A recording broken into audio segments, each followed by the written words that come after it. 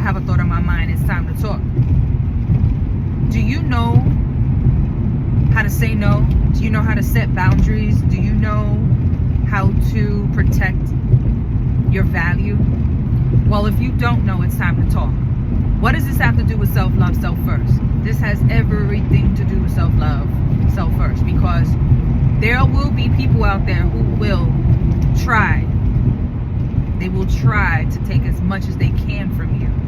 And if you don't know how to set boundaries, if you don't know how to say the word no, if you don't know how to not always be the nice guy, the nice girl, the nice person, then this ain't for you. Self-love, self-first is when you learn how to have respect for your space, respect for your time, and it's not a selfish thing. A lot of people might think, oh, that's being selfish. You were learned and taught as a kid how to be nice, and you have to grow up to be nice. Yes, being nice is wonderful, but you also need to know how to have boundaries, because people will definitely walk all over you, and you will feel depleted. You will feel like your energy is pulled from you.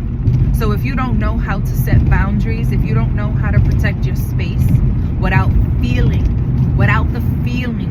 of the worriness of what others will think of you when you tell them, no, I cannot. No, not today. You understand?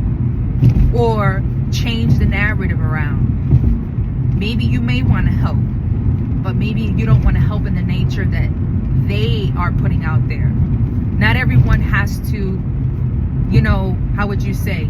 Don't allow for someone to come into your life and always be the leader of your life. You should know how to be the leader of your own life. And there is nothing wrong with saying the word no. There is nothing wrong with being selfish in the self-love version. Okay?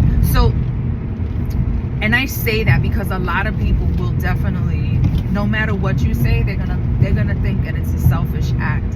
Oh, it's all about you. No. First of all, when you learn how to say no, it's not a selfish act. And it's not all about you. However, if you don't take care of yourself, who is going to take care of you? Because there is no magic person that is going to come out of the sky and protect you. Okay? I don't know. And you can take that however you want. But the reality is, today, there are so many people who just want to smooch off of others, because the economy is definitely affecting a lot of people. And blessings to all. However, the same way you put your time in and you put your work in and you invest into you, others have to do the same with themselves. And if you're on a journey of self-love, self-first, and you're learning how to master yourself, there has got to be a point in time where you have to separate yourself. And that's when the no's come in. And it's not that you don't care. Actually, on the contrary, you care to the point where you are protecting yourself. You care to the point where this is what I have to do to protect me. And if there's anyone that's going to stop you or be judgmental towards you on your journey, then that's your red flag to let you know that they are not meant for you. And that's true. People who understand because they're doing it themselves will always respect a person that knows how to separate themselves from high demands when it's not meant for them.